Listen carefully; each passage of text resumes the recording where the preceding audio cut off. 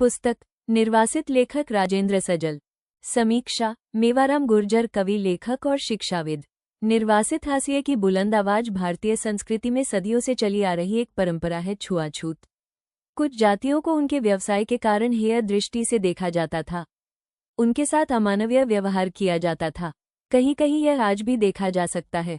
भेदभाव और जिल्लत भरे व्यवहार से वे शोषित रहे, समाज की मुख्य धारा से हमेशा दूर रहे। निर्वासित उपन्यास इस हाशिए पर रहे समाज की मुखर दास्ता है। सदियों से चली आ रही उस परंपरा पर एक गहरा आघात करती एक कहानी है जो पाठक को उस पीड़ा से रूबरू करवाती है जो सदियों से कुछ वर्ग झेलते आए हैं। उपन्यास की कहानी वाल्मीकि, हरिजन समाज की लड़की और अन्य जाति के एक लड़के की प्रेम कहानी से शुरू होती है।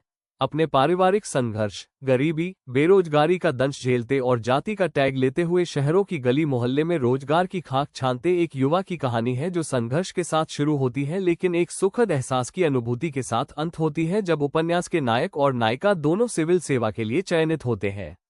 उपन्यास में लेखक ने स्थानीय उदाहरण और ग्रामीण परिवेश का बहुत सजीव प्रयोग किया है।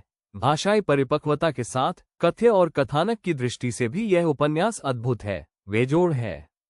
राजेंद्र सजल का लेखन एक अलग प्रकार का लेखन है। साफ किस्सागोई में राजेंद्र सजल बड़े सिद्धहस्त है। उपन्यास की कहानी पाठक को शुरू से अंत तक बांधे रखती है। ये कथानक का हासिल है, ये कथानक की ताकत है। लेखक ने अपने पात्रों से जाति व्यवस्था और उसका दर्द झेल रहे लोगों की पीड़ा को बड़े मार्मिक ढंग से शब्दों में उकेरा है। कुछ जगह संवाद को अधिक लंबा खींचा गया है, यहाँ पाठक थोड़ी असहजता महसूस कर सकता है, किंतु उपन्यास अपने कथानक, भाषाई सौंदर्य और कौशल की दृष्टि से बहुत उम्दा है। जो संदेश और जो बदलाव लेखक चाहता है उस बात को समाज में और उसे वर्ग तक पहुंचने में लेखक पूर्णतया सफल हुए हैं। राजेंद्र सजल जी को इस बेहतरीन कृति के लिए बहुत बहुत धन्यवाद और शुभकामनाएं।